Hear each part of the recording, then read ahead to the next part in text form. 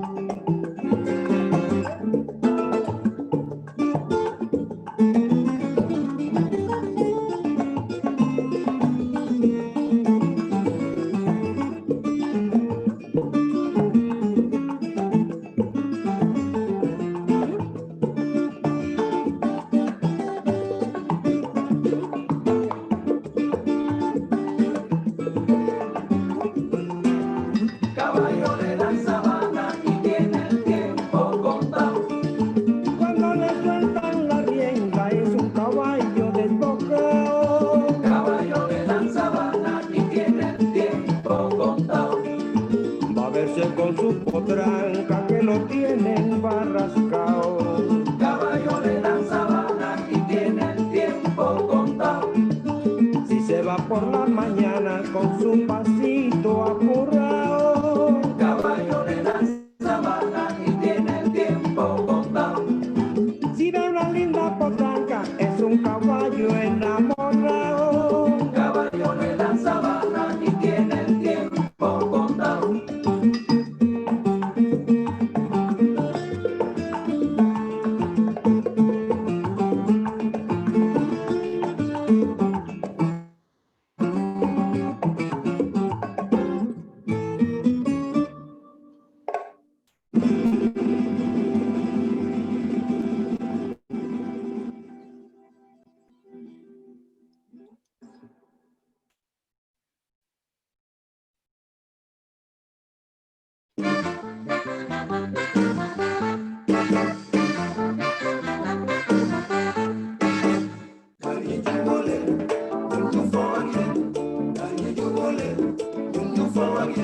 Man solen ma déglu dina waxtaan ak yéen tey lii doon sama xalaat man mooy ngeen àndandoo te juboo méngooy xalaat dañuy jubóole ñu foo ak yéen.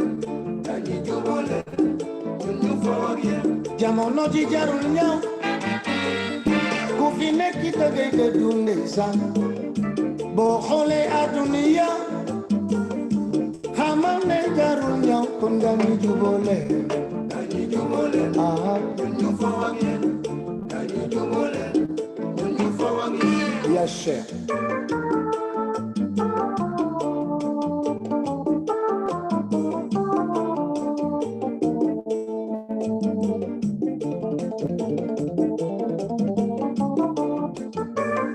Cerno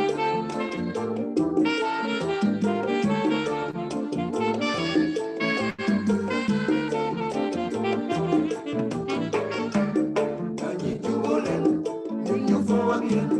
dañuy jubóole ñu foo ak yéen. man sayu ma xalaate aduna bi benn bés la dunia bi amul solo kon àndu leen te booloo méngooy xalaat dañuy jubóole ñu foo ak yéen.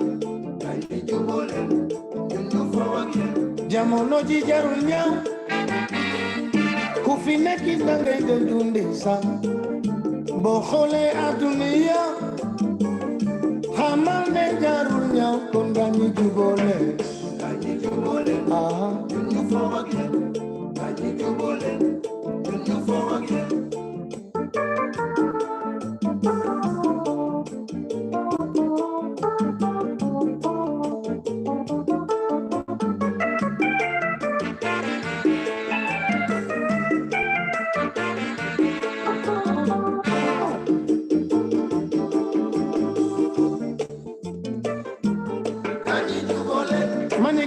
andule Gani jubolen, te bolo gani jubolen, mani gani jubole mama gani jubolen, bole khala gani jubolen, mani mengo khala gani jubolen, jubo moy jamireu gani jubolen, andando moy jamireu mi gani jubolen, mani gani jubole gani jubolen, mani andulen bolo nisan gani jubolen, atuno amusolo gani jubolen, atuno beno besla gani jubolen, aha aha gani jubolen, gani jubolen, gani jubolen, gani jubolen.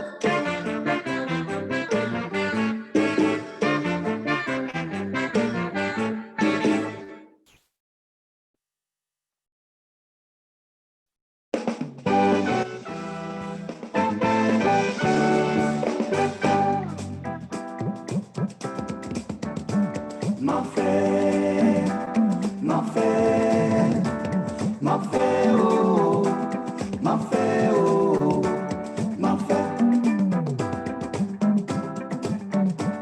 mafé, mafé, mafé, oh, mafé, oh, mafé.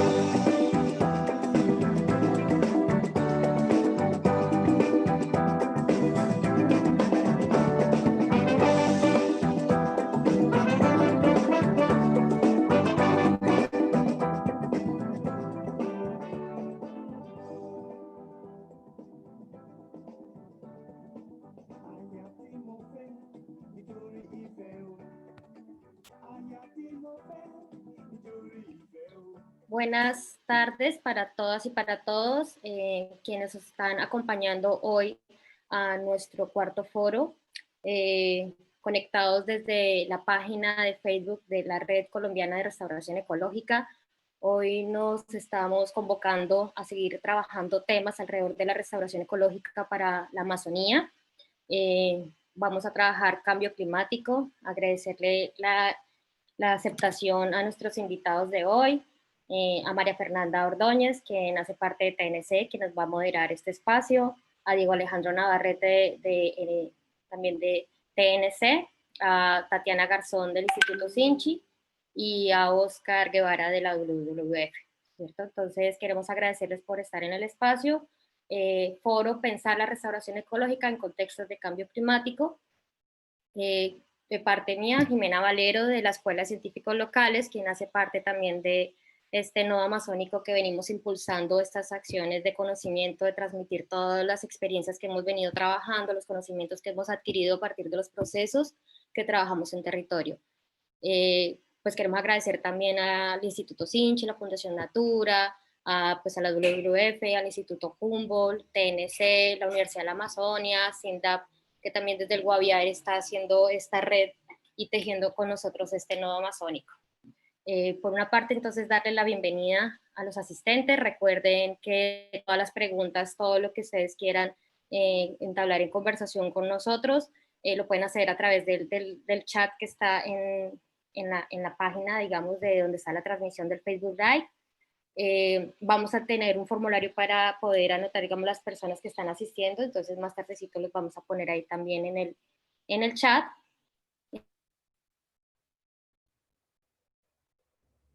Al final de la sesión vamos a tener las preguntas, las conversaciones diferentes y por otra parte contarles también, invitarlos a un curso que estamos realizando, desarrollando en este tiempo, algunos ya lo habrán visto, es el curso de Interculturalidades y Ordenamientos Territoriales de la Amazonía, ¿sí? Lo vamos a hacer entre la Fundación Natura y entre la Red Colombiana de Restauración Ecológica, claramente con el apoyo de todo el combo que hace parte de este nodo.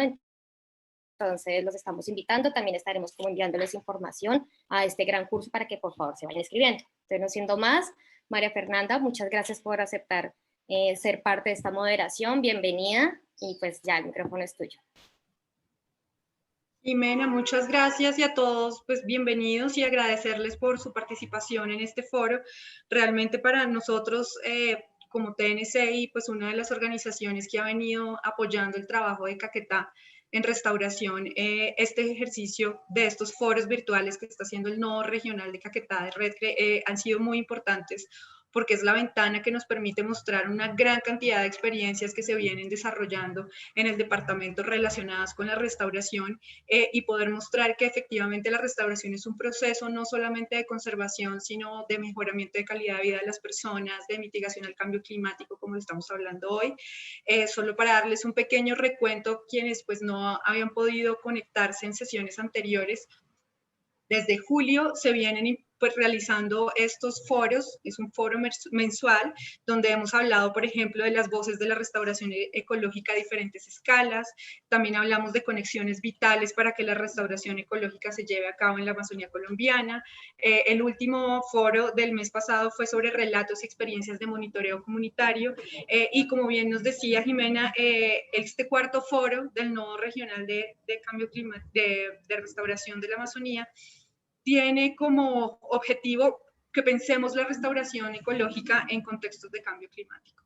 Claramente para la región amazónica y para el Caquetá específicamente, el tema, digamos, de la pérdida de cobertura forestal es una de las principales causas pues, de emisión de gases de efecto invernadero, y la restauración entonces se convierte en una de las principales actividades que puede contribuir a la mitigación de estos gases. Entonces, hoy tenemos 3 invitados bastante interesantes que nos van a dar una visión a diferentes escalas de cómo podemos abordar el cambio climático y qué se está haciendo relacionado con la Amazonía. Entonces, vamos a arrancar con Diego Navarrete.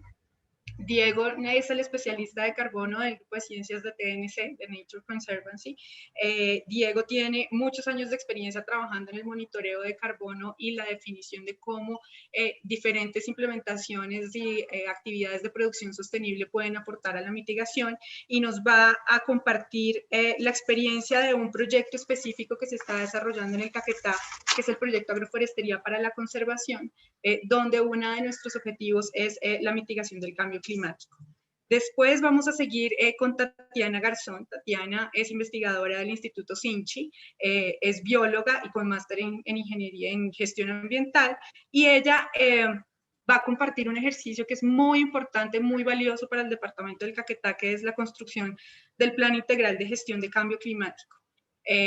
Y finalmente, Óscar Guevara, que es el coordinador de Biodiversidad y Cambio Climático de WWF Colombia, nos va a hablar en un contexto un poco más amplio cómo se exploran las soluciones basadas en la naturaleza en el contexto de la crisis climática, crisis sanitaria y crisis de pérdida de biodiversidad, un tema muy importante que la idea es que recoja un poco tanto lo que Diego y Tatiana van a contarnos a una escala más local, que entonces al final Óscar nos pueda dar esa sombrilla de este tema. Al finalizar las presentaciones, tendremos una sesión de preguntas, entonces nuevamente los invitamos a que por favor nos envíen sus comentarios y preguntas por el cuadro, digamos, de comunicación de Facebook. Cada uno de los participantes va a tener 20 minutos para hacer su presentación y esperamos hasta el final de las 3 presentaciones para hacer nuestros comentarios. Entonces, bueno, doy la bienvenida a Diego para que arranquemos con este foro, y nuevamente bienvenidos todos. Muchas gracias, María Fernanda. Voy a compartir la pantalla y por favor me avisan cuando la vean. Sí, ahí se está viendo, Diego. Listo. Muchas gracias por la invitación. Para mí es un gusto poder estar acá y poder compartir estas experiencias que hemos tenido en el departamento del Caquetá, que son, como decía María Fernanda, importantes no solo para el departamento, sino para la Amazonia y para Colombia en general. Y quiero arrancar esta presentación con esta foto que ustedes ven acá, que la tomamos en una de las fincas que uno puede ver durante el recorrido de Florencia a Cartagena del Cheirá, en donde vemos cómo el paisaje pues muestra unas condiciones degradadas de las coberturas. Se alcanza a notar que las pasturas han sido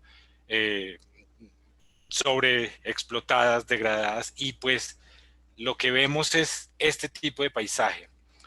Esta foto por el contrario, es una foto de las fincas que están haciendo parte del proyecto Agroforestería para la Conservación, y esta finca en específico se localiza en el municipio de Belén de los Andaquíes.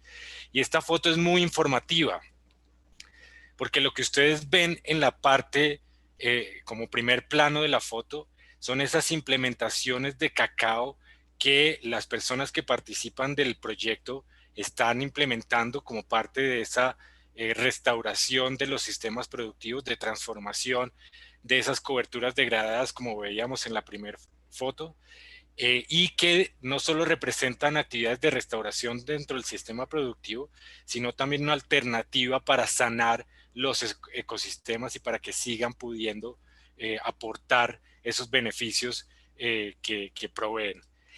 En la parte intermedia de la foto, lo que vemos es otra actividad que se implementa en esta finca, y es una actividad de restauración del bosque.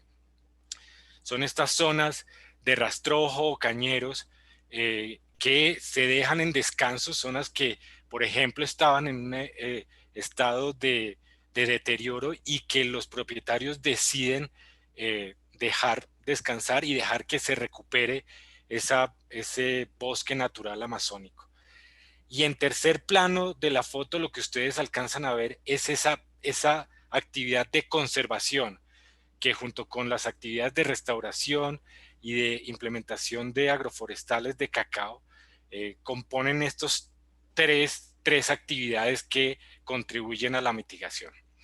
Y por eso lo que queremos nosotros mostrar hoy es justamente esa contribución del proyecto Agroforestería para la Conservación, del cual hacen parte The Nature Conservancy, TNC, y Amazon Conservation Team, ACT. Y pues en el caso nuestro, pues lo estamos presentando como con apoyo de María Fernanda, de otra compañera que se llama Daisy Arango, y yo les voy a hacer esta presentación. Pero quiero iniciar con un contexto de las emisiones de gases de efecto invernadero a escala global, en donde claramente algunos sectores tienen una mayor influencia que otros. En el caso global, vemos cómo el sector energía tiene un mayor aporte de estos gases de efecto invernadero, pero vemos también cómo el sector de agricultura, bosques y otros usos de la tierra emiten cerca de 1/4 del total de emisiones de gases de efecto invernadero globales, generando procesos de desertificación y degradación del suelo, y asimismo generando riesgos en la seguridad alimentaria, que van creciendo y van impactando de manera como complementaria a ese cambio climático, y va creciendo como una bola de nieve que en algún punto va a ser imposible detener. En el caso de Colombia, estas emisiones de gases de efecto invernadero tienen otra proporción. En el caso de Colombia, el sector que más emite gases de efecto invernadero es el sector agricultura, bosques y otros usos de la tierra, con cerca del 62%, estas cifras de la tercera comunicación generada por IDEAM. Y los otros sectores, pues, aunque tienen una proporción importante, pues están por debajo de lo que se emite dentro del sector AFOLU. Estas emisiones provienen particularmente por actividades de deforestación y de ganadería convencional y de actividades agrícolas convencionales. Y aunque el año pasado la deforestación bajó un poco, según los reportes de IDEAM, pues todavía se mantiene en unos niveles altos de alrededor de 160.000 hectáreas, y pues con un año 2017 que superó los 215.000 hectáreas deforestadas en el país. Por supuesto, esto tiene un impacto en el calentamiento global. Lo que vemos acá es esta tendencia de incremento en la temperatura global, pues que nos muestra que si no hacemos nada, si no cambiamos esas actividades, va a haber un incremento en esta temperatura que puede llegar alrededor del año 2040 a superar el 1.5 grados centígrados, o si no se hace nada, definitivamente puede llegar a incrementarse en 2 grados centígrados alrededor del año 2060, trayendo consecuencias catastróficas para la estabilidad ecosistémica y para los servicios que los ecosistemas brindan. Esta es una proyección de cambio climático que el IDEAM hizo justamente para, bueno, no solo para el Caquetá, pero para todo el país. Pero para esta presentación quería traer el ejemplo del Caquetá, en donde claramente hay un incremento en la temperatura de más o menos 2 o 3 grados centígrados, que se ve con más impacto en las zonas pues, de las partes bajas del departamento. Se ve que en estas zonas de Chiribiquete hay un impacto muy fuerte y por supuesto sabemos que esto va a generar unas consecuencias fuertes sobre los bosques y los ecosistemas de estas zonas. Y este estudio también demuestra cómo la precipitación va a disminuir más o menos alrededor del año 2100 en todo el departamento. También vemos cómo actualmente en esa zona del Piedemonte, donde está Florencia, en la parte izquierda de la pantalla, hay una precipitación considerable que supera los 3000 milímetros por año, y cómo si no se hace nada, este cambio climático va a traer una disminución importante en la precipitación que va a llegar por debajo de los niveles de 3000 milímetros por año. Y como sabemos, nuevamente esto va a traer consecuencias catastróficas para el suministro de alimento, para la conservación de los ecosistemas, etc. Por eso es que el proyecto Agroforestería para la Conservación buscaba, entre otros objetivos, contribuir a mitigar el cambio climático a través de estas actividades de conservación, restauración e implementación de sistemas agroforestales de cacao. Lo que hicimos básicamente fue seguir metodologías oficiales nacionales, las que propone IDEAM y el Inventario Forestal Nacional, y las adaptamos un poco para lograr capturar esa variabilidad en el carbono y en los cambios en los contenidos de carbono asociados a cambios en el uso del suelo. Y lo que ustedes ven ahí es parte, además de un producto importante que logramos obtener de este proyecto, que es un protocolo para la medición del carbono que es de fácil acceso, es muy fácil de interpretar, y la idea es que pueda ser replicado por otros proyectos que se puedan desarrollar en el departamento y en otras zonas del departamento, incluso, perdón, del Amazonas e incluso del país. Pero lo que ustedes ven en la parte derecha de abajo de sus pantallas es justamente ese diseño del Inventario Forestal Nacional y cómo esta metodología busca acoplarse justamente a esas metodologías nacionales. Lo que hicimos también fue establecer 180 parcelas de medición tratando de buscar esa variabilidad que ocurre en los contenidos de carbono después de hacer estas conversiones de pasturas a sistemas de cacao o a sistemas o lugares de restauración, y queríamos ver también qué pasaba en estos lugares donde había de alguna manera un impacto por degradación del bosque. Esto fue lo que encontramos y es un poco dramático, pero muy informativo, y contiene esta información que va a permitir desarrollar nuevos modelos para el país y para la Amazonia. Lo que ustedes ven en la barra izquierda, esa barra salmón, es el contenido de carbono en la biomasa aérea de los bosques amazónicos. La barra siguiente es el contenido de carbono en la biomasa aérea de bosques intervenidos, es decir, donde hay entresaca de madera que algunas personas utilizan del bosque, madera fina o no necesariamente, pero que sacan del bosque, creando un descenso de ese contenido de carbono y de alguna manera emisiones asociadas a esta degradación que no son tan dramáticas como esta caída que ocurre de esa barra naranja a los lugares donde hay deforestación. Se llega a perder alrededor de 600 toneladas de CO2 equivalente cuando hay procesos de deforestación y de establecimiento de pasturas, lo que ustedes ven como DEF, Q, P5, P12 y P20, son las épocas de deforestación, de quema y de establecimiento de pasturas de 5, 12 y 20 años. Pero lo que encontramos con el proyecto es que esto que ustedes ven como R y como C es la captura del carbono por la implementación de actividades de restauración que después de 20 años no alcanza a los niveles originales del bosque, pero ya genera una captura importante y una mitigación importante por el establecimiento de 20 años de estos rastrojos o cañeros, como llaman en la zona. Al igual que cuando se establecen sistemas de cacao, también es un incremento no tan impactante, pero significativamente mayor a lo que hay en pasturas degradadas o en pasturas convencionales. Lo que encontramos en suelos es que también hay un incremento, un descenso en el contenido de carbono de alrededor de 20%, comparando bosques naturales con pasturas de 20 años más o menos, y un incremento en ese contenido de carbono cuando hay actividades de restauración. No logramos captar un incremento o disminución durante los establecimientos de cacao, pero lo atribuimos a que los procesos de captura de carbono en el suelo toman mucho más de 10 años, y este panel intergubernamental de cambio climático asociado a la Convención Marco de las Naciones Unidas para el Cambio Climático sugiere que estos cambios en suelos tardan más de 20 años, y esto lo hemos podido descubrir en otras investigaciones, pero más adelante les voy a mostrar.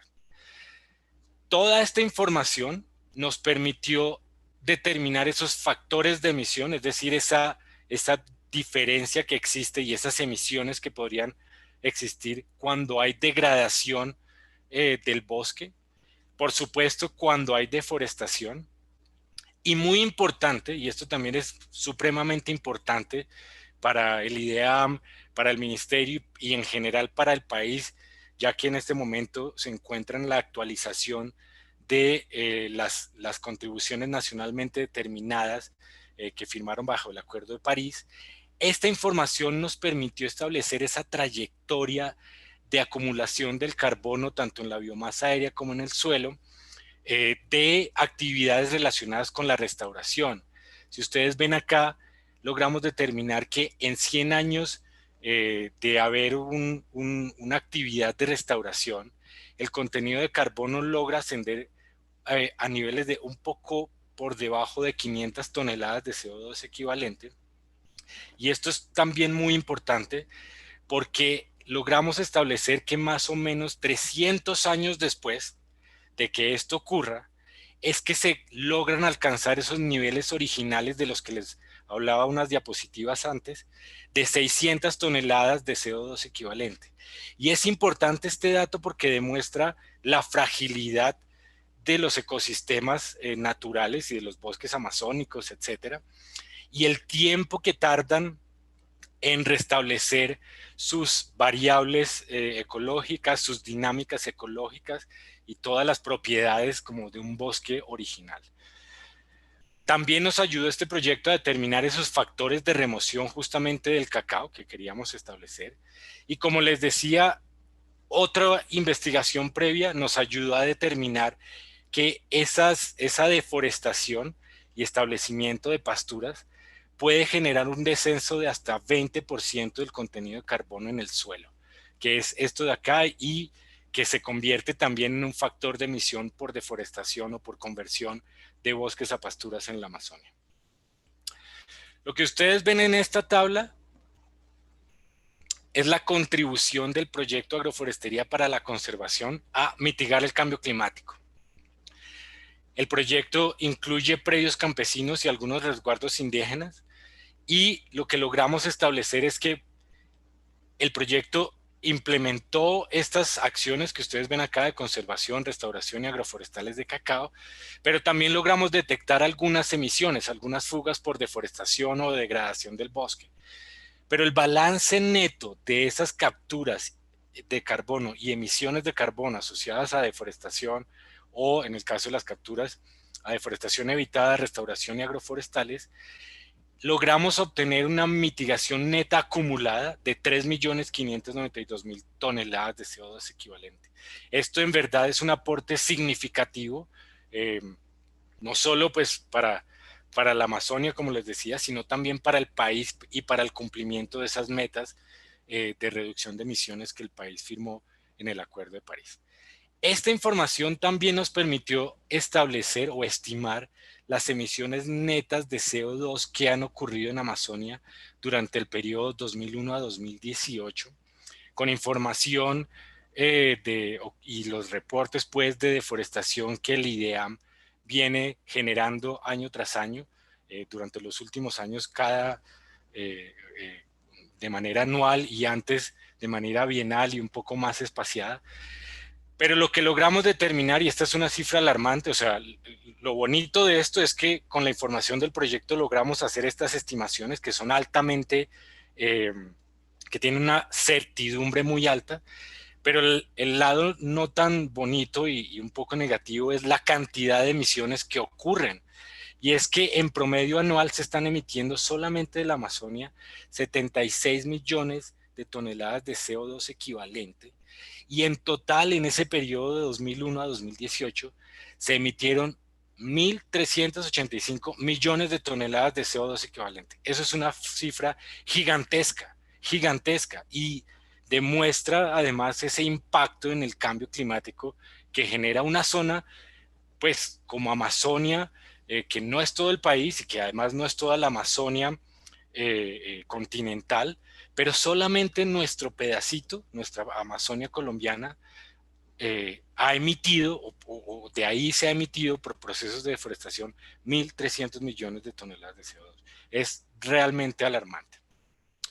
Por suerte tenemos estas soluciones basadas en naturaleza para la mitigación, que seguramente Oscar más adelante nos va a ampliar un poco más, pero nosotros las estamos implementando, estamos analizando 3 de estas soluciones basadas en naturaleza, que nosotros denominamos soluciones naturales del clima, que están relacionadas con justamente deforestación evitada, restauración y una que se llama árboles en tierras agropecuarias, que puede incluir actividades de silvopastoriles, de cacao, de otro tipo de frutales, etcétera.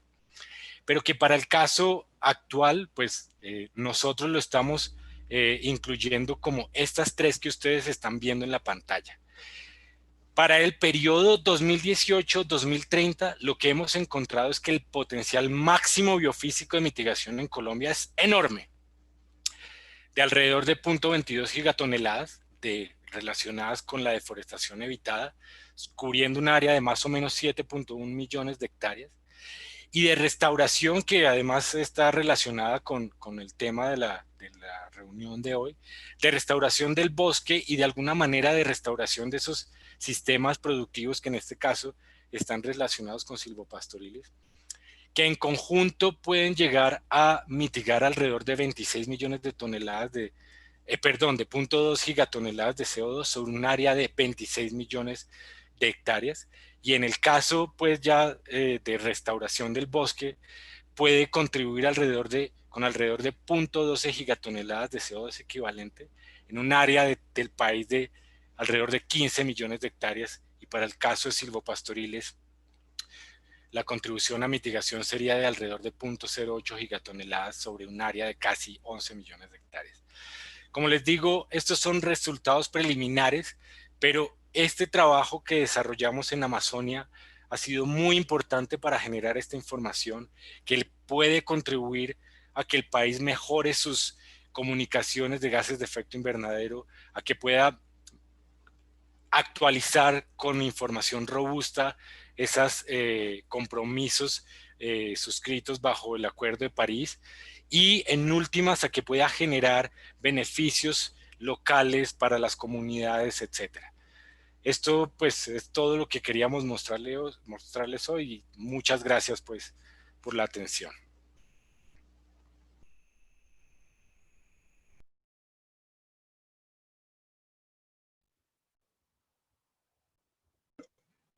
Diego, muchas gracias por tu presentación. Un poco resumiendo de lo que nos acabas de contar, creo que es importante resaltar cómo la restauración tiene un potencial gigantesco en términos de mitigación del cambio climático, y la Amazonía, si bien en este momento es el territorio que más está aportando en términos, digamos, de gases de efecto invernadero por el proceso de la deforestación, también es el territorio con mayor potencial para contribuir en el país, de modo que si lo vemos de manera positiva, están todas las oportunidades para resaltar la Amazonía también como un escenario donde estas soluciones basadas en la naturaleza, las soluciones naturales del clima, puedan implementarse y sean un ejemplo para otras regiones del país. Entonces, precisamente hablando de ejemplos y procesos interesantes en términos de gestión del cambio climático, voy a darle la palabra entonces a Tatiana Garzón, para quienes se conectaron un poquito más tarde. Tatiana es investigadora del Instituto Sinchi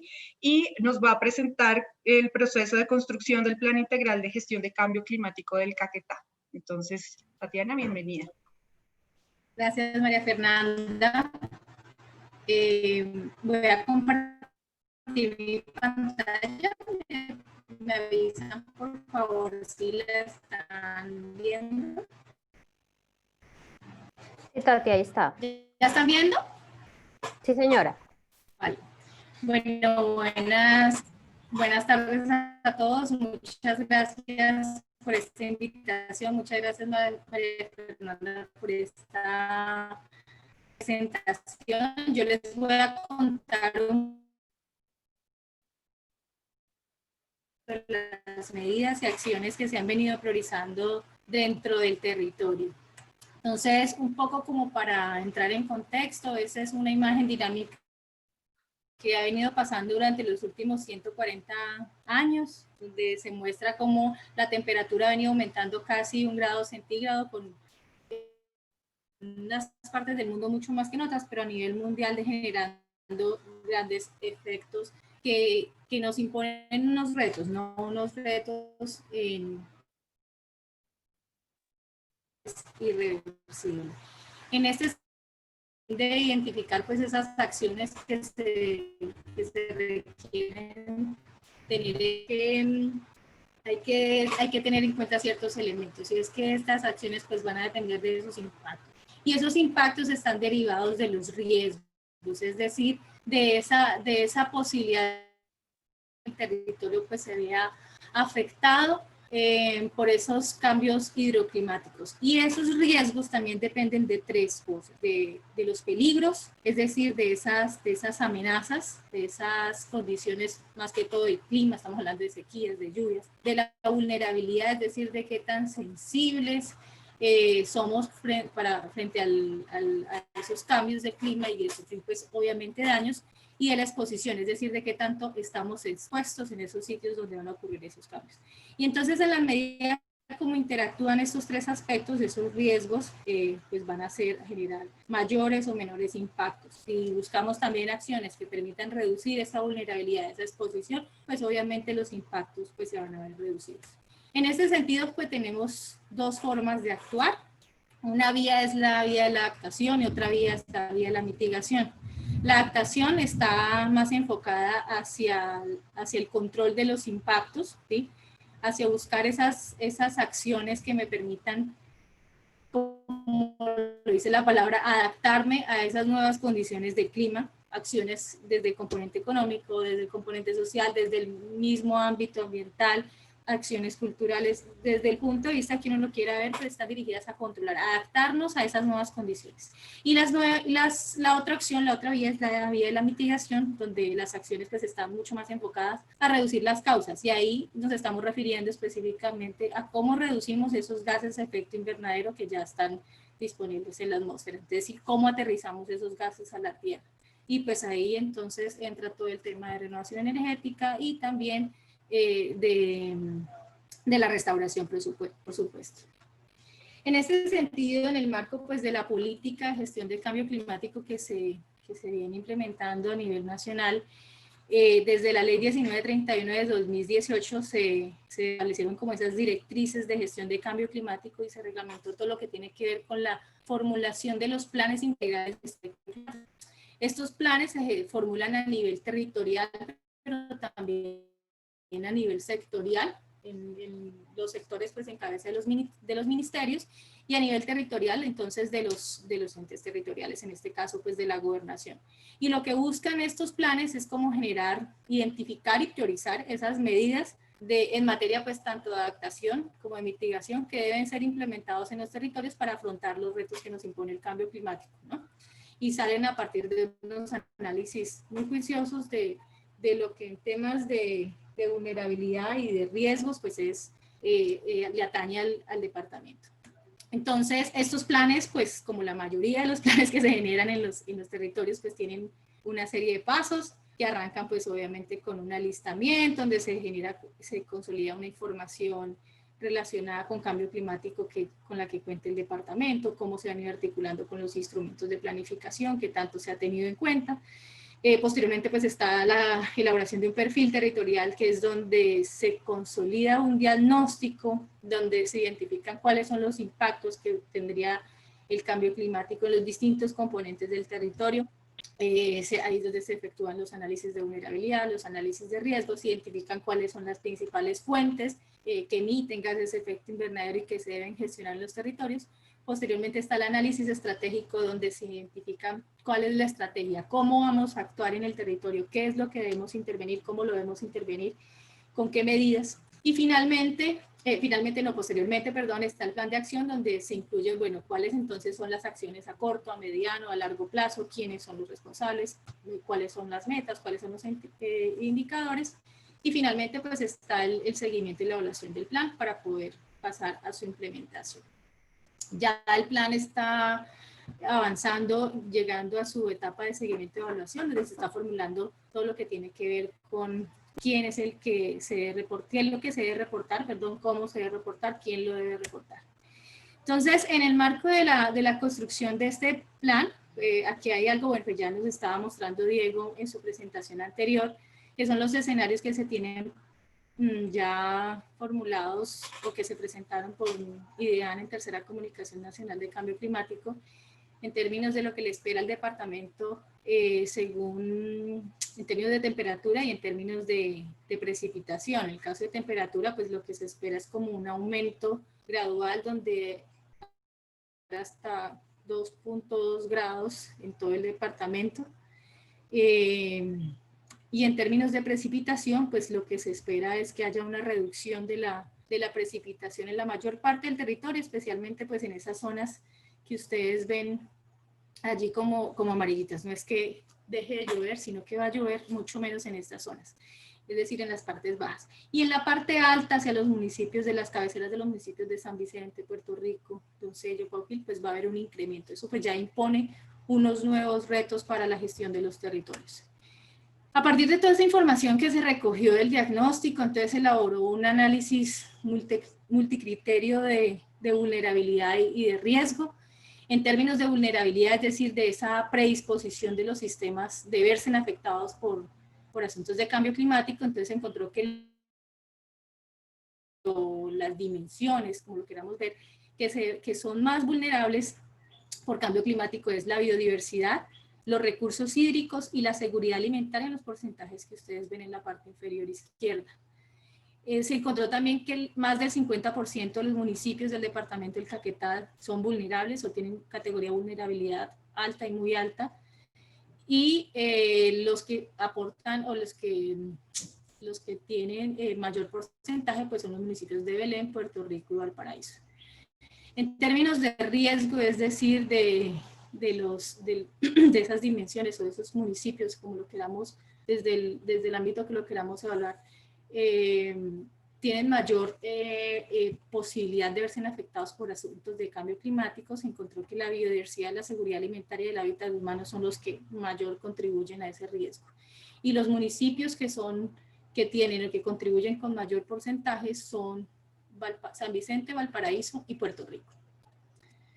En ese contexto nacional que ya nos estaba hablando Diego antes, teniendo en cuenta, digamos que lo anterior nos sirve como para ir identificando hacia dónde debemos proponer acciones de adaptación principalmente. Ahora, si queremos ver cómo reducimos emisiones, pues hay que revisar cuáles son las fuentes emisoras y dónde es que se están generando esas emisiones de gases de efecto invernadero.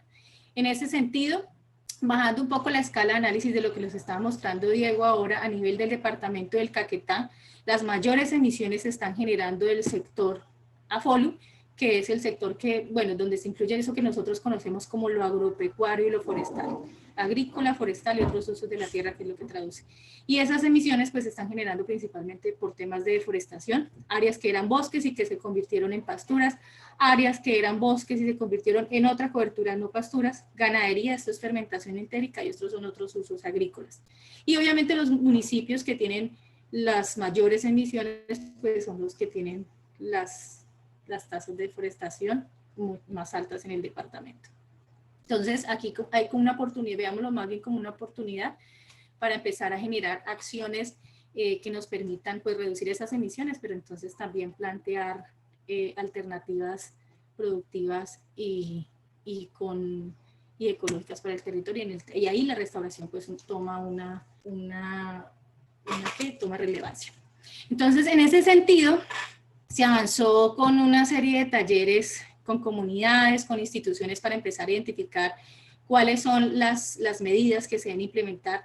Digamos que a partir de ese análisis de vulnerabilidad y de riesgo identificamos como cuáles serían nuestros ejes o nuestros grandes componentes sobre los cuales se debe intervenir en el territorio. Y a partir de estos talleres, bueno, se hicieron unos ejercicios ya más aterrizados a un sitio de vulnerabilidad y riesgo, donde se identificaron unas medidas de mitigación y adaptación. Esto también posteriormente se hizo ejercicios de priorización comunitaria, algunos talleres pues fueron presenciales, ya otros van a avanzar como con la virtualidad. En total se identificaron 924 medidas, acciones, perdón, 242 con actores comunitarios y 682 con institucionales. De todas estas acciones se priorizaron 180 que se agruparon en 20 medidas y 6 grandes componentes, que es lo que constituye nuestra estrategia del PIC. ¿Qué busca este PIC entonces? El objetivo pues entonces del PIC es del instrumento que se está generando es articular y direccionar esos esfuerzos que permitan al Caquetá transitar hacia la construcción de un territorio sustentable y climáticamente resiliente, donde comunidades, economías y ecosistemas se entrelazan para garantizar el bienestar presente y futuro de personas y preservar las funciones esenciales de la naturaleza, promoviendo un desarrollo económico equitativo, ecológica y energéticamente eficiente. Esta estrategia se compone de 5 ejes estructurales, que es la imagen que ustedes ven al lado derecho. Un eje está relacionado con el agua y la sustentabilidad hídrica. El segundo eje está relacionado con los ecosistemas andinos y amazónicos resilientes. El tercer eje está relacionado con los temas de mujer, diversidad e interculturalidad. El cuarto eje está relacionado con los temas de economías sustentables, climáticamente inteligentes. Y el quinto eje está relacionado con todo lo que tiene que ver con entornos saludables y resilientes. Y incluimos un eje transversal que es el eje de gobernanza climática. Este eje es como el eje articulador que va a permitir pues, desarrollar los mecanismos sociales para lograr la gestión participativa y coordinada en el marco de la gestión del cambio climático y lo que se viene proponiendo en este plan. Entonces, en ese sentido, en el eje 1 de agua y sustentabilidad hídrica territorial, que busca asegurar la conservación y el uso y la gestión sustentable de los ecosistemas que garanticen el suministro del agua, se propusieron 3 medidas grandes, una relacionada con el tema de conocimiento hidroecológico territorial, entendiendo como esos vacíos de información con los que todavía pues, tiene el departamento. Una segunda medida que está relacionada precisamente con estos temas de restauración es la protección y restauración, específicamente de fuentes hídricas, como una medida que promueva las acciones participativas tanto de conservación como de restauración y permitan mejorar y mantener la integridad ecológica de los ríos, humedales, quebradas y acuíferos.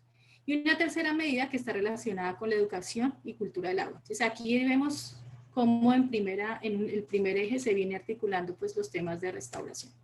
En el segundo eje que trata lo que tiene que ver con ecosistemas andinos o que busca ecosistemas andinos y amazónicos resilientes, y cuyo objetivo es como garantizar el suministro pues, de los servicios ecosistémicos que son esenciales para la vida en el Caquetá. Agrupamos 3 medidas, una medida relacionada pues, con la investigación y la innovación ecológica, una segunda medida donde se incluyen acciones de incentivos y mecanismos de conservación, y una tercera medida donde está todo lo relacionado con restauración y paisajes resilientes. Esta medida pues está orientada a la revitalización del paisaje caqueteño, garantizando el establecimiento de los ecosistemas y los servicios esenciales. Y aquí voy a entrar un poco en detalle por el objeto de este foro. Esta medida contempla pues distintas acciones y entre ellas hay 5 que quiero resaltar. Una que está relacionada con todo el tema de recolección de semillas nativas de semillas claves a través del manejo de la regeneración natural con comunidades, unas otras acciones que están relacionadas con el mejoramiento de esas capacidades en los municipios, en las instituciones, inclusive en los mismos viveros privados, para la producción de material vegetal. Estamos hablando de viveros. Estamos hablando también de otras acciones relacionadas con impulsar todos los procesos de forestería análoga comunitaria, pero ya más con un enfoque comercial. Están acciones también relacionadas con el diseño de un sistema de monitoreo comunitario de bosques y de áreas que están en procesos de restauración, es decir, de todo eso que ya se viene haciendo en el territorio, cómo vamos a monitorear, cómo vamos a seguir, que es tan indispensable para lograr de que realmente esos procesos de restauración pues tengan un buen fin, ¿no? Y obviamente pues el fomento de la restauración de los ecosistemas que son prioritarios, donde hemos establecido metas a corto, mediano y largo plazo ambiciosas. Continuando entonces con los ejes, está el tercer eje, que es el eje de mujer, diversidad e interculturalidad, donde lo que se busca es como proteger todos los conocimientos y prácticas culturales que están asociadas a la biodiversidad, y allí hay dos medidas que se contemplaron en este plan, una relacionada con el empoderamiento femenino de igualdad de género y otra medida relacionada con la resiliencia intercultural. El cuarto eje es el eje de economías diversas y climáticamente inteligentes. Este eje lo que busca es promover economías sustentables, eficientes y resilientes al clima y por supuesto pues que sean solidarias. Y allí, este es el eje más grande, allí tenemos 5 medidas. La primera está relacionada con la producción agrícola, forestal con enfoque agroambiental. Dentro de esta medida pues hay una serie de acciones y una inclusive de ellas está relacionada con el fortalecimiento de esa cadena de la restauración. Ahí hablamos del fomento al agronegocio de la restauración, es decir, que aquí ya se viene vinculando la restauración ya desde el punto de vista económico. Hay otras medidas relacionadas pues obviamente con la ganadería sustentable, el incentivo de economías sustentables, el turismo biocultural y el fomento de redes económicas solidarias y resilientes. Y está el eje de entornos, dentro de esos ejes estructurales está el eje de entornos humanos saludables y resilientes, que tiene 4 grandes medidas, una relacionada con el tema de prevención de riesgos y desastres, donde se han dejado espacios o acciones relacionadas con la inclusión de proyectos de soluciones basadas en la naturaleza, donde obviamente la restauración tiene gran cabida. Está otra medida relacionada con el cuidado, la salud humana y el manejo de residuos. Está otra medida relacionada con el abastecimiento alimentario. Y finalmente, acciones relacionadas con energías limpias y movilidad resiliente. Dentro del eje de gobernanza, que es nuestro eje articulador, nuestro eje transversal, este eje pues lo que busca es como construir un esquema a través del cual las instituciones, la cooperación, los gremios, las sociedades pues puedan interactuar, actúen conjuntamente pues para la gestión del cambio climático. Y hay 3 medidas, perdón. Una es la organización y coordinación intercultural e interinstitucional, que busca es precisamente como fortalecer esa organización para todos los procesos de participación en la toma de decisiones a distintas escalas, el fortalecimiento institucional que está enfocada pues a la generación de capacidades para la región, de las instituciones de la región, que es clave también para el territorio, y el ordenamiento y gestión territorial para el cambio climático, que va hacia el fortalecimiento de esos planes, políticas, de esos proyectos relacionados con temas de ordenamiento y gobernanza y que estén pues obviamente articulados al cambio climático. Entonces, esto es básicamente lo que tenía para contarles, cómo se ha venido estructurando el plan, y lo que me interesa o el mensaje que quisiera pues dejar es un poco que se vea cómo la restauración se ha venido involucrando no solamente dentro de ese componente de biodiversidad que es como normalmente uno acostumbra a verlo, sino cómo esta restauración se ha venido contemplando dentro de acciones en otros ejes de economías, de entornos, ¿sí? Que permitan realmente generar esos impactos o que permitan visualizarse como realmente lo es. ¿Bien? Muchas gracias. Ana, muchísimas gracias por tu presentación.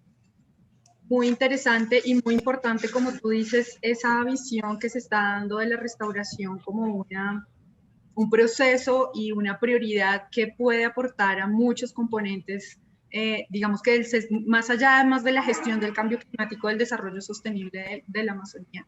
Y yo creo que además de reconocer que la restauración puede aportar a muchos de estos prioridades que tú hablabas allí de los 5 ejes del plan, creo que también es muy importante resaltar precisamente que el plan se construya, ¿no? Porque este plan es una plataforma, es algo que posibilita la gestión del cambio climático de una manera más oficial, con un mayor compromiso también desde los entes territoriales, desde la gobernación, y eso va a hacer que efectivamente deje de ser un tema de pronto de la academia o de las ONGs o las comunidades para volverse una prioridad de gobierno y de desarrollo, que eso es claramente, digamos que muy importante, es un paso muy grande que está dando el Caquetá hacia la sostenibilidad y, por supuesto, el mejoramiento pues, de la calidad de vida de todas las personas que habitan el departamento. Entonces, pues muchas gracias por tu presentación. Ahora vamos a dar la bienvenida entonces a Óscar Guevara.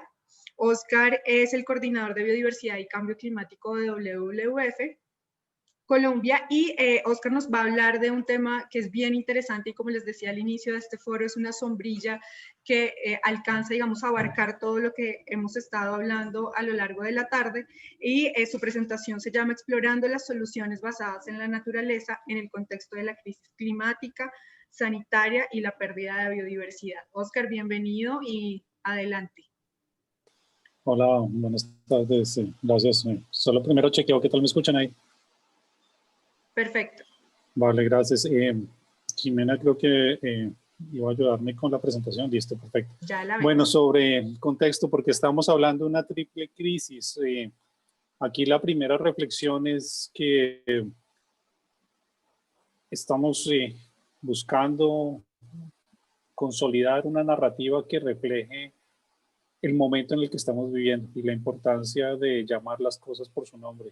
Y creo que bajo esta premisa existe suficiente evidencia científica, pero además la realidad a la que nos estamos enfrentando para indicar que no solamente estamos viviendo una crisis sanitaria asociada a la pandemia, por supuesto estamos en medio de una crisis climática que está también reflejada no solamente en la tradicional o la muy común medición del aumento de la temperatura promedio de la Tierra, pero también la creciente observación de estos fenómenos o estos disturbios en sistemas que hacen parte de la dinámica climática global, como los alarmantes reducciones en los hielos polares, perdón, el aumento de las observaciones de incendios forestales, por supuesto las olas de calor que se han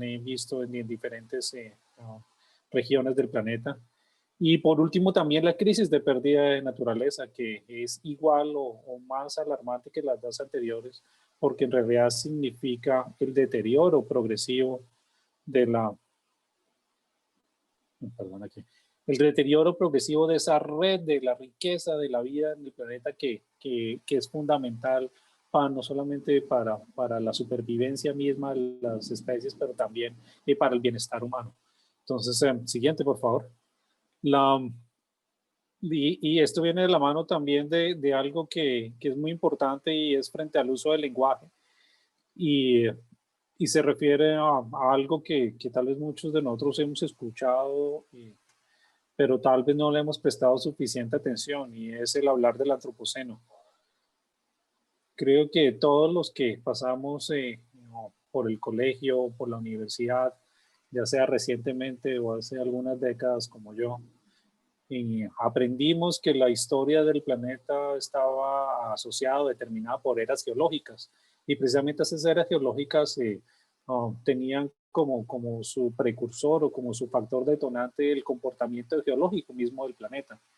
Pero uno de los puntos de la urgencia de la reflexión actual, y en medio de esta triple crisis, es que estamos en medio de una nueva era, y precisamente no es correcto llamarlo una era geológica, porque la principal fuerza transformadora del planeta en este momento somos los seres humanos, no son procesos geológicos, y eso Y esto tiene unas implicaciones trascendentales y enormes en la forma como abordamos discusiones como la de hoy o cómo nos enfrentamos frente a nuestra misma realidad.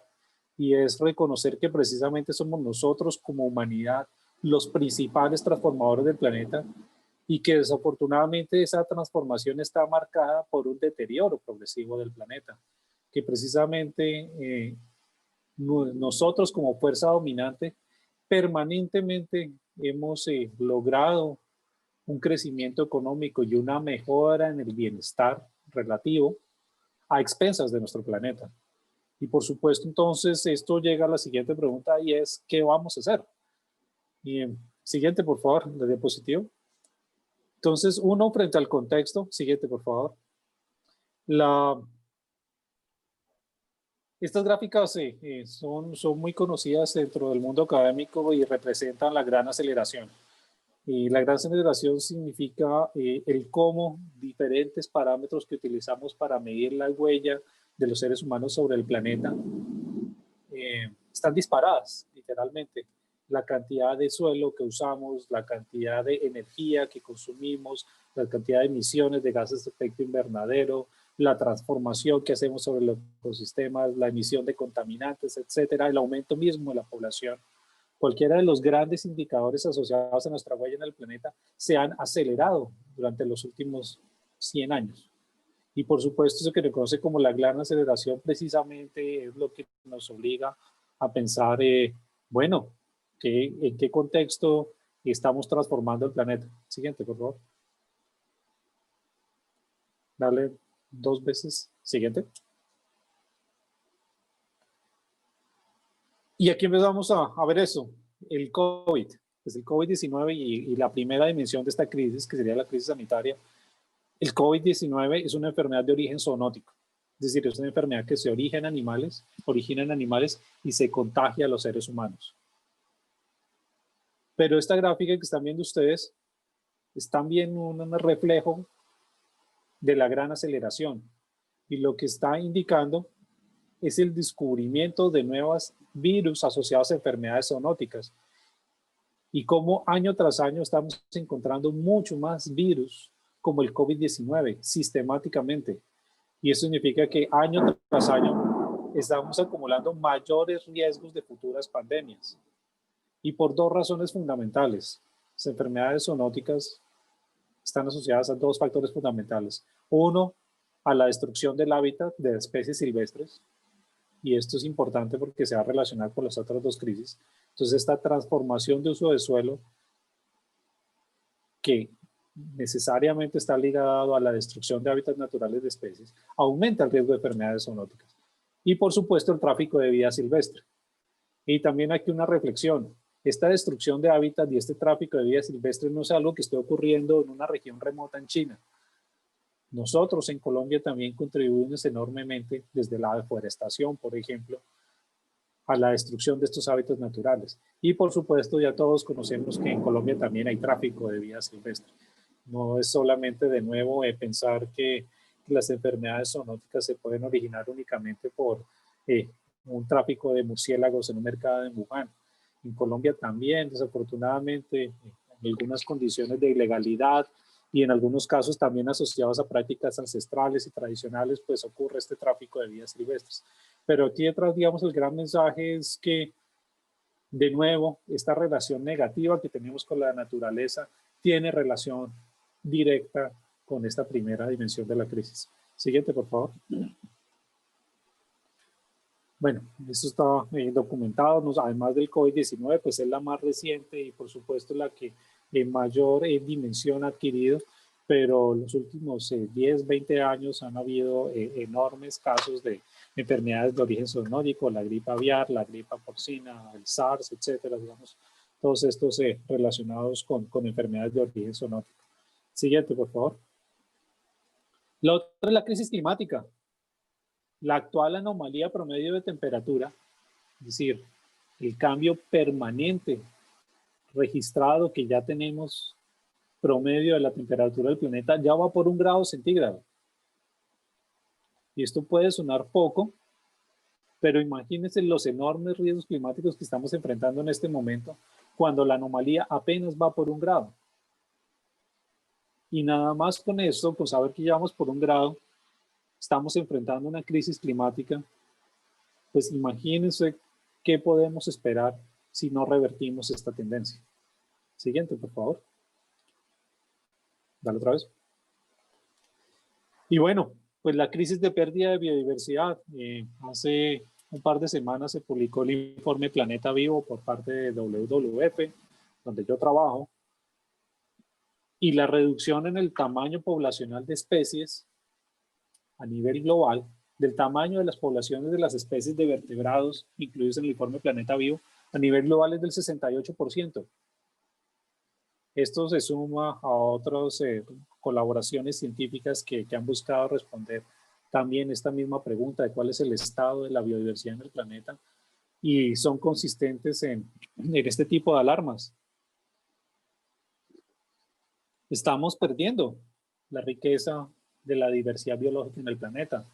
Incluso varios autores coinciden en afirmar que estamos frente a una nueva extinción masiva de especies y que deberíamos actuar en consecuencia para tratar de evitarla, de revertir esta tendencia. Pero de nuevo, esto también es una crisis y que tiene una causa común con la crisis climática y con la pandemia, y es precisamente esa acelerada transformación de ecosistemas naturales en otros usos, en agricultura, por ganadería, por minería, infraestructura, ampliación de los centros urbanos, etcétera. El tener esta enorme tasa de cambios de uso de suelo refuerza negativamente la crisis climática, refuerza negativamente la pandemia y por supuesto refuerza negativamente la pérdida de biodiversidad. Entonces esta de nuevo es una ilustración de cómo progresivamente estamos reforzando este ciclo negativo de la relación que tenemos con el planeta.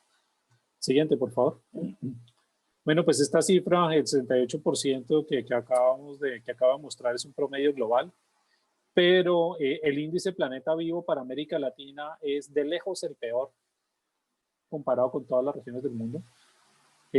Para América Latina es de un menos 94%, es decir, un 94% de reducción del tamaño de las poblaciones de especies de vertebrados. De nuevo, un gran signo de alerta para nuestra región. Siguiente, por favor.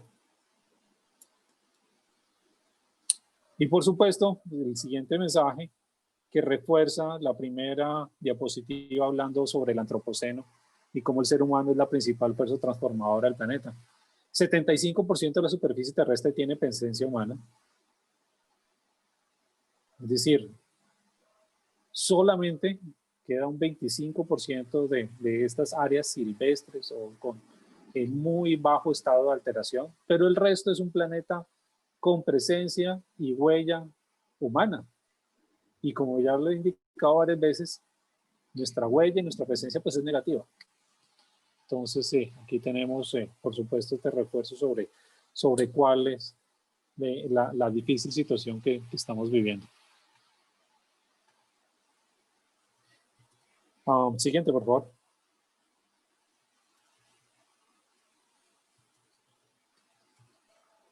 Este es el tipo, digamos, de esfuerzos recientes para tratar de alinear los objetivos de desarrollo sostenible, que es un esfuerzo multilateral global donde tratamos de fijar metas universales, es decir, para toda la humanidad, en pro precisamente del bienestar, de la mejora en salud, de la agenda climática, de la recuperación de la biodiversidad, del aumento de empleo, etc.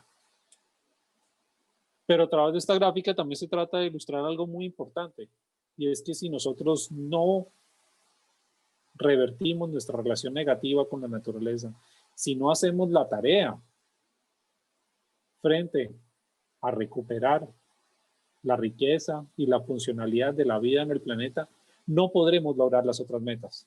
Si esto que nos estamos prometiendo frente al crecimiento económico y frente al bienestar social necesariamente está soportado por la biosfera. Siguiente, por favor. Bueno, esto ya lo había indicado, si quieres pasemos a la siguiente para no tomar más tiempo del que debería. Las causas de la pérdida de la naturaleza, los motores de degradación en América Latina, el principal, aquí tal vez la gráfica está muy pequeña, pero es la pérdida de hábitat, los cambios de uso de suelo. Y por supuesto también para nuestra región lo más importante, son la principal causa de gases de efecto invernadero. Siguiente.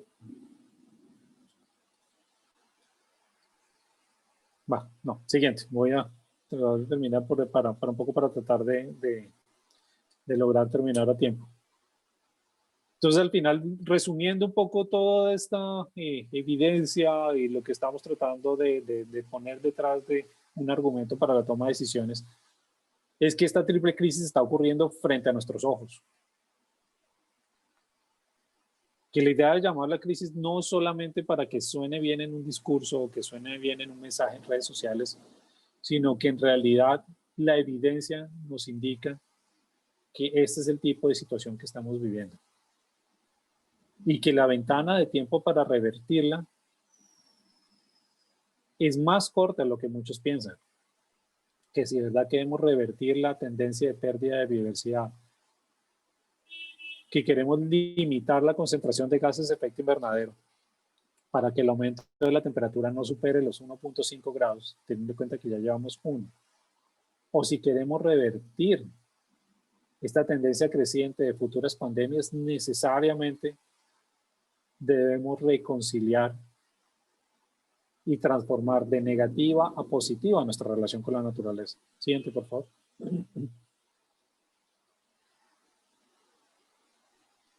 Entonces, sobre el futuro, un poco para retomar ya los mensajes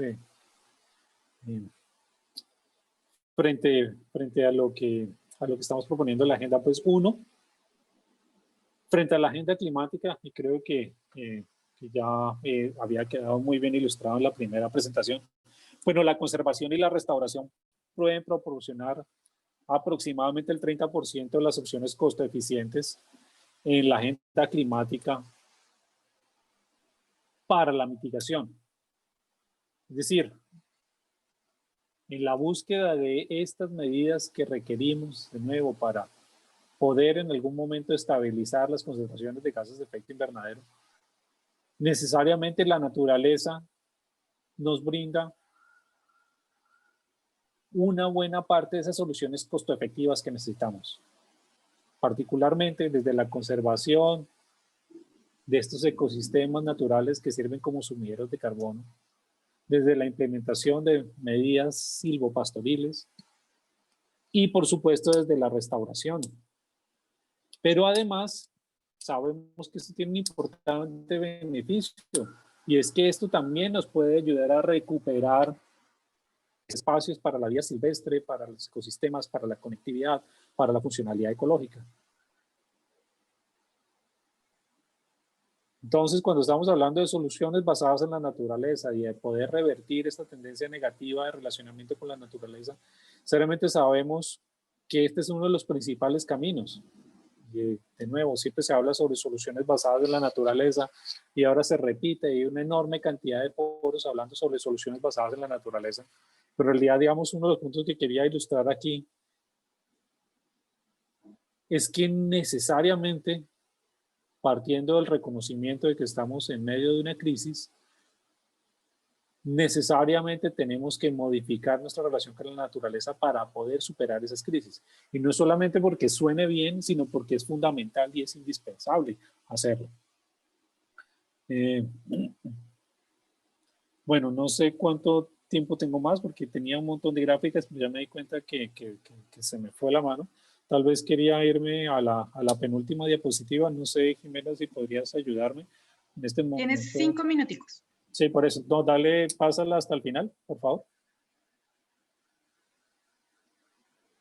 Sí, creo que se me fue la mano poniendo diapositivas. Dale, dale.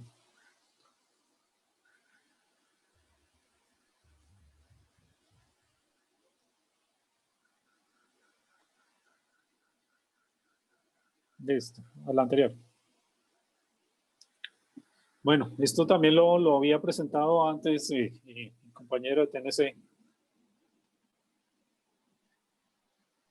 pero el potencial que tienen las soluciones basadas en la naturaleza, precisamente en esta agenda, doble agenda de recuperación de la biodiversidad, pero también de mitigación del cambio climático, es enorme comparativamente con otras opciones, posiblemente el instrumento más efectivo que tenemos a la mano.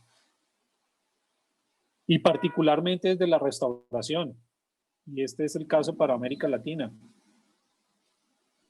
Nuestras alternativas para restaurar, manejar sosteniblemente y proteger los stocks de carbono tienen un enorme potencial para contribuir a la mitigación del cambio climático. Siguiente, por favor. Y tal vez esta ya es la última diapositiva.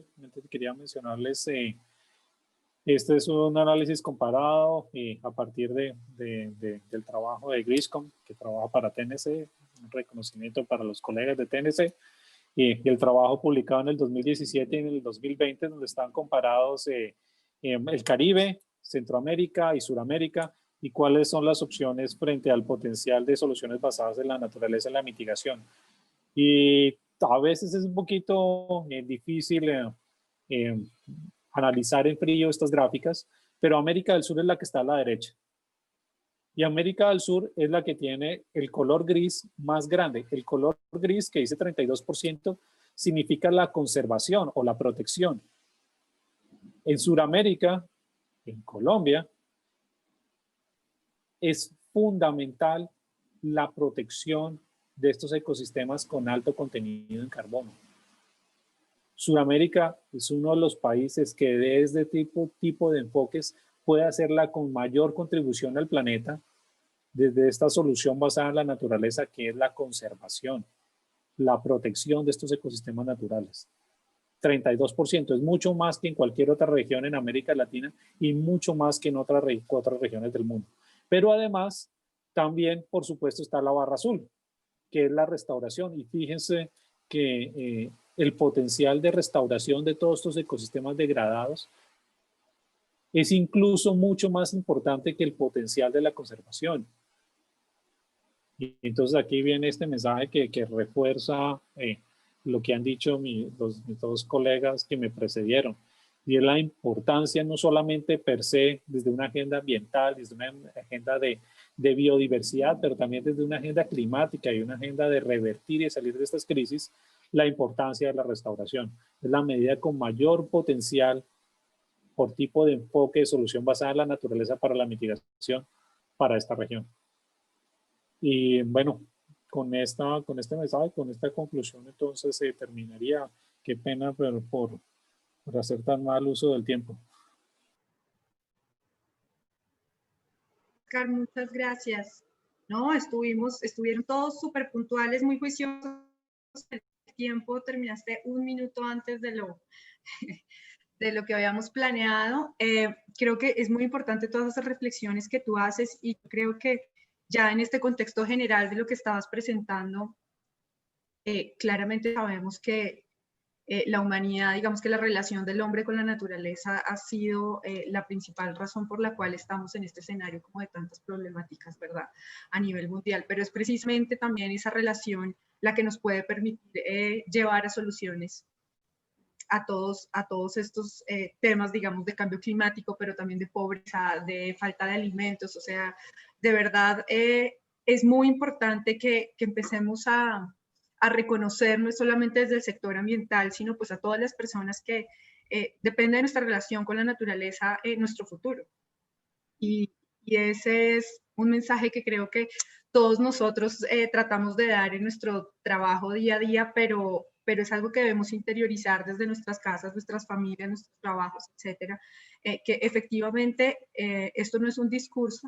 Las soluciones basadas en la naturaleza, las soluciones naturales del clima, son efectivamente acciones que nos van a permitir mejorar nuestra vida, que nos van a permitir tener disponibilidad de recursos naturales y también pues solucionar muchas problemáticas que vivimos actualmente, que incluso pues tienen incidencia en temas como en la pandemia que estamos viviendo en este momento de COVID. Entonces, pues muchísimas gracias por tu presentación.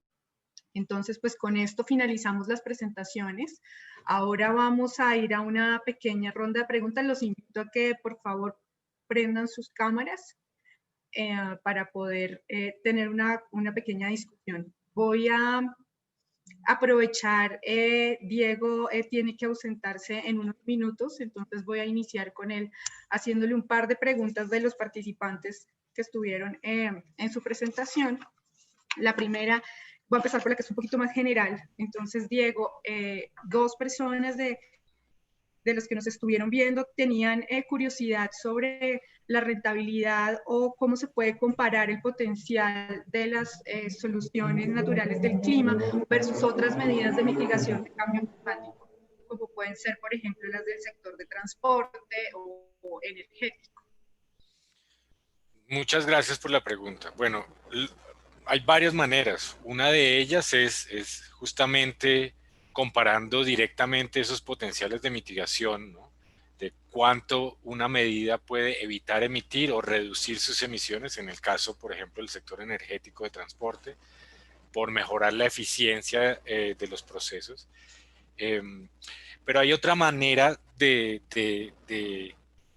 comparar las medidas de mitigación intersectorial, y es justamente con lo que mencionaba Oscar.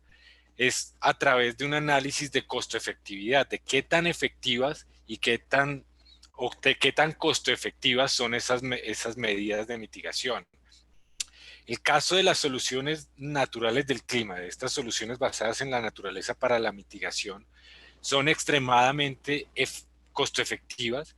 Esto está demostrado por algunos de los artículos científicos que nos mostró Oscar también, que muestran que comparativamente estas medidas de mitigación basadas en la naturaleza, en los ecosistemas, con una tecnología antiquísima y barata que es la fotosíntesis, se logra mitigar de esta manera costo efectiva versus otras medidas de mitigación, digamos, grises, enfocadas sobre todo en ese mejoramiento en la producción o en ese mejoramiento en los tiempos y movimientos o en la eficiencia energética de algunos sectores. Entonces, una manera es a través de ese análisis de costo-efectividad, en donde se mira cuál es el costo y beneficio de las diferentes medidas de mitigación y cuál es su potencial de mitigación.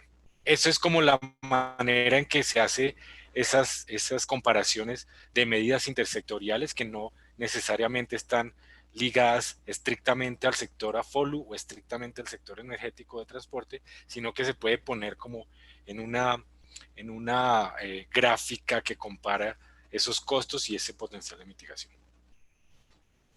Y había otra pregunta, Diego, relacionada con esa comparación de diferentes medidas, pero ya dentro del sector, digamos, productivo o de cambio de uso del suelo, y tenían curiosidad sobre qué tanto sabemos o hemos estudiado sobre las prácticas ganaderas sostenibles, cómo pueden tener un impacto positivo en términos de mitigación. Sí, estos mapas que les mostré en la presentación son el resultado de esos análisis de potencial de mitigación. Pero en paralelo también estamos haciendo otros análisis de cobeneficios en términos de biodiversidad, en términos de cobeneficios hídricos y sociales. Y también estamos adelantando unos análisis de esos costos de implementación de esas medidas, a través de proyectos en los que TNC ha participado, como por ejemplo el de Agroforestería para la Conservación, Ganadería Colombiana Sostenible o de fondos de agua. Hemos logrado obtener como esas cifras o esos costos de implementación que nos ayudan a determinar qué tan costo efectivas son estas medidas. Y en este momento lo estamos haciendo. No puedo darles la cifra exacta ni el valor, pero en este momento estamos utilizando esa información para generar estos mapas de costo efectividad de las medidas. Y yo creo que para el final de año ya podemos tener unos resultados, unos mapas además y unas gráficas que acompañen esos resultados que les mostré durante la presentación. Bueno, Diego, muchas gracias. Muchas gracias. Y yo me disculpo, qué pena, pero en esta virtualidad, donde además se aumentaron las reuniones, pues justo me pegó y tengo una reunión inaplazable a las 4:30. Muchas gracias por la invitación y que tengan feliz día. A ti, muchas gracias por participar. Gracias. Bueno, entonces continuamos, Tatiana, contigo. Hay dos preguntas también que me gustaría hacerte. Una es sobre los ejes estructurales del plan de cambio climático. Entonces, hay un eje que es el eje, digamos, de mujer, de género, de titularidad. Había un participante que, pues, se pregunta cuando uno habla, digamos, explícitamente del tema de mujer, en un escenario de equidad de género, le está dando relevancia, mayor relevancia entonces a la mujer, y entonces ahí ya no hay equidad. Eso creo que es una discusión que se da en muchos escenarios, y nos gustaría saber desde el cómo están viendo ese rol de la mujer y cómo efectivamente lograr una equidad y una interculturalidad en el plan, en un territorio donde además es absolutamente necesario, pues por la importante presencia también de grupos indígenas, etc.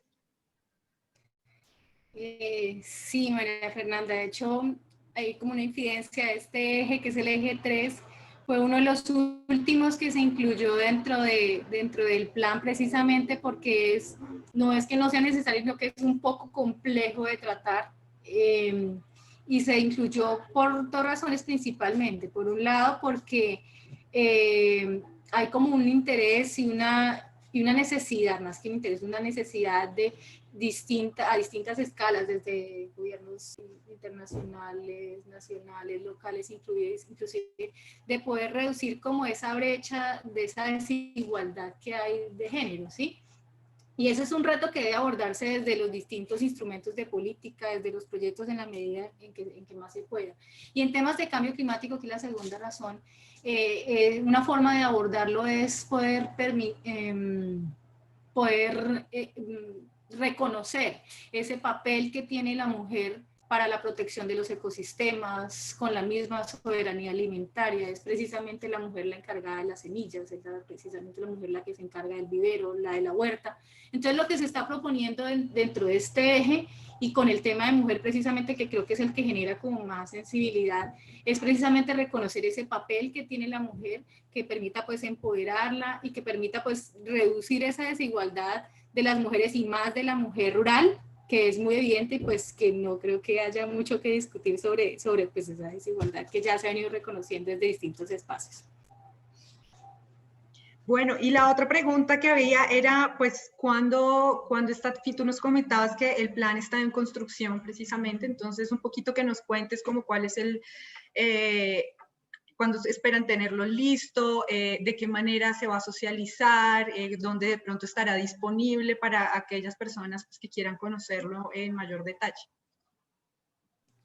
Sí, en este momento, casualmente la semana pasada estuvimos terminando de concertar lo que era el plan de acción. Estamos formulando como el seguimiento de acuerdo a cómo se vincularon los responsables, los indicadores y las metas dentro de este plan. Creeríamos que para finales de noviembre tendríamos pues un documento mucho más estructurado ya para consulta pública, con la gobernación, que es algo que también hay que resaltar, porque este plan se ha ido realizando pues de la mano con la gobernación y específicamente con la Secretaría de Ambiente y Agricultura, pues se ha venido adelantando como todo el proceso para elevarlo, para adoptarlo como tal.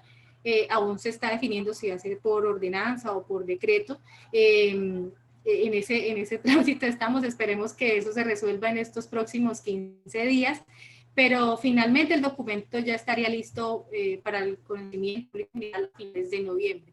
Y también pues estamos revisando cuál sería como la mejor estrategia de difusión, un poco revisando también en medio pues de cómo estamos con esta nueva normalidad, ¿no? Entonces pensando un poco en esas estrategias de radio y esas otras estrategias virtuales que nos resulten favorables y que permiten que realmente el plan llegue a todos los rincones del departamento. Bueno, muchísimas gracias. Creo que Oscar, ¿lo perdimos? Sí, lo hemos Ay, perdido.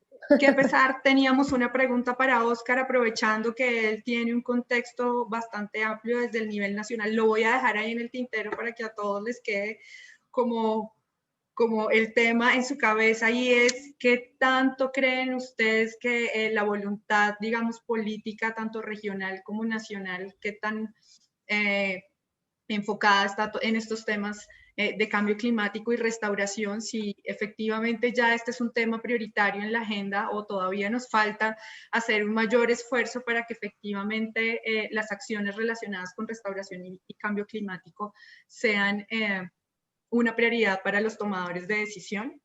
Bueno, pero entonces, si ya no tenemos más preguntas, pues agradecerles a todos por su participación. Realmente para nosotros es muy importante estos espacios. Cada vez lo que vemos a través de estos foros es que la restauración es supremamente importante, y para el contexto amazónico mucho más. Es una alternativa que nos permite abordar muchas problemáticas a través de un mismo proceso, que eso también es eficiente en términos de recursos, en términos de esfuerzos. Entonces, los invitamos a que nos sigan participando de estos espacios. Seguiremos compartiendo con ustedes muchas experiencias de lo que estamos trabajando en la Amazonía. Y Jimena, te dejo para cerrar entonces el evento de hoy. Muchas gracias. De todas maneras, si hay una pregunta, bueno, como una sugerencia que hacen en la transmisión para los que vienen ejecutando el plan, el PIC, ¿cierto? El plan integral, y es que sería muy importante dar una socialización del borrador del plan antes de que se convierta en un instrumento. Es clave y chévere porque la gente está muy interesada en que no se vaya como un documento normal, sino sí que haga un ejercicio real. Una de las preguntas que teníamos para Óscar y tal vez también María Fernanda y pues para Tatiana era esto: si realmente vemos esas posibilidades frente a esos escenarios tan críticos que se están presentando, si estas posibilidades desde la restauración, desde las soluciones basadas en la naturaleza, si son factibles en unos escenarios reales también, no solo de cambio climático, sino de contexto económico, político, social, sobre todo en nuestro país. La dejo ahí también como parte de esta, digamos, de las reflexiones. Agradecerles nuevamente a María Fernanda, a Tatiana, a Diego, a Óscar por acompañarnos, por ser parte de esta construcción de Nodo Amazónico. Nuevamente invitarlos a los que están, hacen parte de la transmisión, para que nos acompañen en nuestro curso de interculturalidades y ordenamiento territorial. Seguramente tendrá que estar también esto de cambio climático en medio de estas discusiones. Entonces, son insumos que también queremos aprovechar a partir de estos 4 foros que hemos desarrollado. Entonces, recuerden entrar a la página de Facebook de la Red Colombiana de Restauración Ecológica para que puedan consultar ahí la información. Tenemos todo el programa y tenemos también un formulario de inscripciones, y realmente ya se ha inscrito harta gente. Queremos que se inscriban más, pero pues vamos a hacer un filtro también para priorizar personas que en los territorios que sean claves, que hagan réplicas, ¿cierto? Y ver posibilidades de seguir haciendo otros cursos. Entonces, muchas gracias, María Fernanda, Tatiana, Diego, Óscar, quienes ya no están conectados, y agradecerles a todos los asistentes y las asistentes que estuvieron en nuestro foro. ¿Listo? Muchas gracias. Muchas gracias a todos. Buen fin de semana. Un abracito, cuídense. Gracias.